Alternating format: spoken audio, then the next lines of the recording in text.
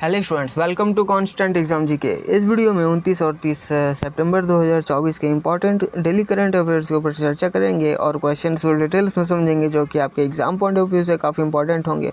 हर एक क्वेश्चन को मैं विद फैक्ट समझाने वाला हूं, तो वीडियो को एंड तक जरूर देखिएगा।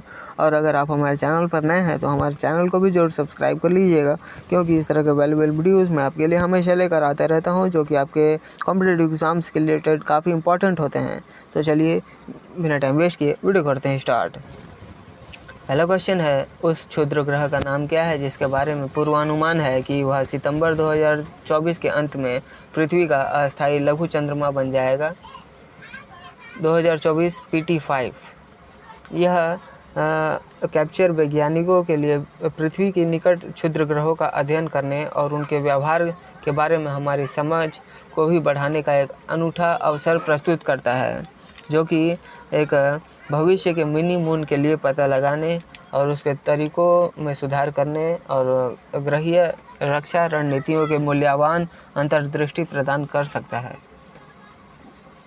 भारतीय संविधान का कौन सा अनुच्छेद भारत के चुनाव आयोग को चुनावी प्रक्रिया पर अधीक्षण, निर्देशन और नियंत्रण की शक्ति प्रदान करता है?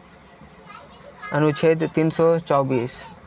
और यह प्रावधान सुनिश्चित करता है कि चुनाव कुशलतापूर्वक आयोजित किए जाएं और मौजूदा विधानसभा का कार्यकाल समाप्त होने से पहले यह पूरा हो जाए।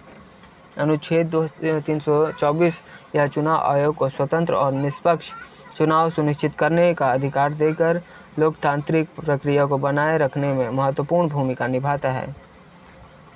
सांस्कृतिक और आध्यात्मिक पर्यटन को बढ़ावा देने के लिए शुरू की गई भारत गौरव लग्जरी पर्यटक ट्रेन मार्ग पर भारत का कौन सा देश हिस्सा है? नेपाल। भारत नेपाल मैत्री यात्रा का हिस्सा यह ट्रेन भारत में अयोध्या और वाराणसी तथा नेपाल में जनकपुर और काठमांडू सहित दोनों देशों के महत्वपूर्ण धार्मिक और सांस्कृतिक स्थलों को कवर करती है। भारतीय रेलवे खानपान और पर्यटन निगम द्वारा की गई इस पहल का उद्देश्य दोनों पड़ोसी देशों के बीच सांस्कृतिक संबंधों को मजबूत करना और आध्यात्मिक पर्यटन अनुभव को भी बढ़ाना है। स्क्वायर किलोमीटर एरे रेडियो दूरबीन का SKA लो घटक कहाँ स्थित होगा? ऑप्शन 1 ऑस्ट्रेलिया में। और यह घटक 1,31,072 एंटेना का एक नेटवर्क इसमें शामिल होगा। 1,31,072 इस डेटा को आप जरूर याद रखिएगा। ये एंटेना है और इस एंटेना का नेटवर्क एक संवेदनशील रेडियो सरणी बनाएगा, जो कि ऑस्ट्रेलिया में स्थान को एक दूरस्थ और रेडियो शांत वातावरण के लिए चुना गया, जो संवेदनशील खगोलीय प्रेक्षणों के लिए आदर्श है। और यह वैज्ञानिकों को ब्रह्मांड का अभूतपूर्व विस्तार से अध्ययन करने में सक्षम करेगा और इसकी उत्पत्ति, विकास और रहस्यों के मौलिक प्रश्नों को भी संबोधित करेगा। भारत का कौन सा राज्य 530 करोड़ रुपए की एशियाई विकास बैंक वित्त पोषित जल आपूर्ति परियोजना शुरू कर रहा है? त्रिपुरा। इसमें ऐसे 12 शहर शामिल होंगे जो कि एशियाई विकास बैंक के 75,000 से भी अधिक परिवारों को इसमें लाभ होगा। और इसमें गहरे ट्यूबवेल, जल उपचार संयंत्र, जलाशयों का निर्माण और 305 किलोमीटर लंबी पाइपलाइन बिछाना इसमें शामिल है। केंद्रीय मंत्री पीयूष गोयल ने किस शहर में इवेंट इंडिया के नए कार्यकाल का उद्घाटन किया है? सिंगापुर में। यह कार्यालय भारत में निवेश करने में रुचि रखने वाली क्षेत्र की कंपनियों के लिए समर्पित होगा, जो विभिन्न क्षेत्र में सहयोग बढ़ावा देता है, और राष्ट्रीय निवेश प्रोत्साहन एजेंसी के रूप में स्थापित इन्वेस्ट इंडिया का उद्देश्य रणनीतिक, व्यावसायिक सलाह और नीति मार्गदर्शन जैसी व्यापक सेवाएं प्रदान करने हेतु उच्च गुणवत्ता वाले निवेश को सुविधाजनक बनाना और आकर्षित करना इसमें शामिल है।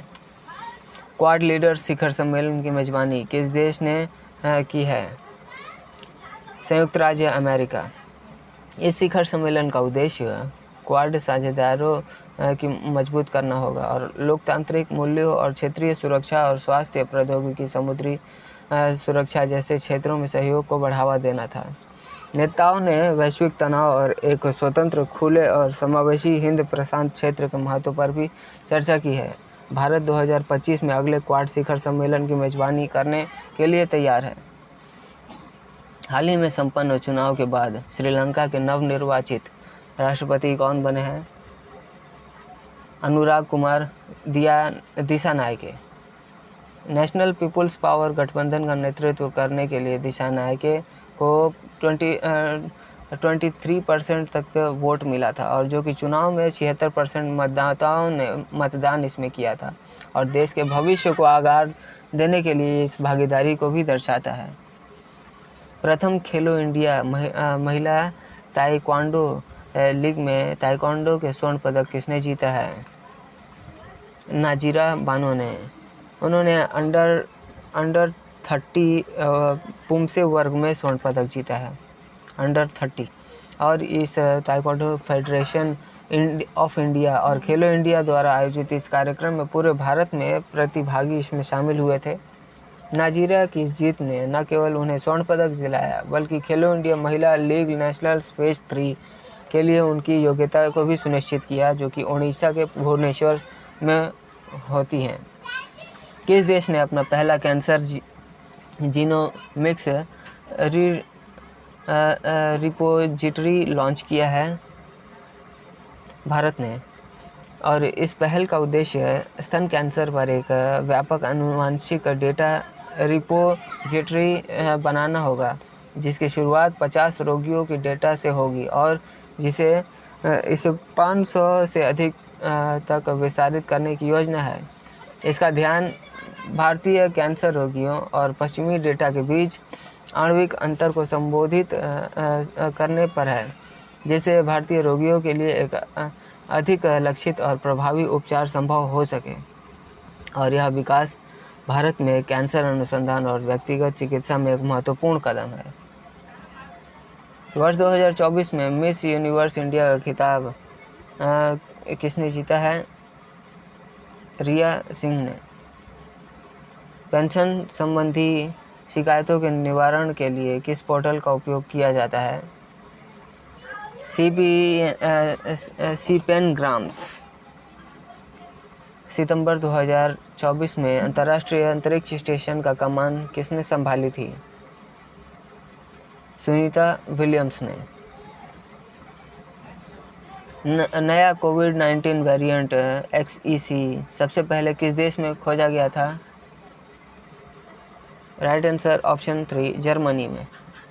और यह वर्तमान डेटा बढ़ती हुई गंभीरता का संकेत नहीं देता है। इसकी खोज के बाद XEC 27 देशों में फैल गया था, जिसमें जर्मनी में रिपोर्ट किए गए इस मामले में 13% हिस्सा जर्मनी का है, और इसके बाद UK और US का स्थान आता है। XEC का वैश्विक विस्तार जीनोमिक निगरानी, सार्वजनिक स्वास्थ्य निगरानी और कोविड-19 का मुकाबला करने में अंतर्राष्ट्रीय सहयोग के चल रहे महत्व को भी रेखांकित करता है। तो स्टूडेंट्स, ये थे आज के हमारे इंपॉर्टेंट डेली करंट अफेयर्स, जो कि आपके एग्ज़ाम पॉइंट ऑफ व्यू से काफ़ी इंपॉर्टेंट है, और किसी भी कॉम्पिटिटिव एग्ज़ाम्स के लिए current affairs most important topic होता ही है।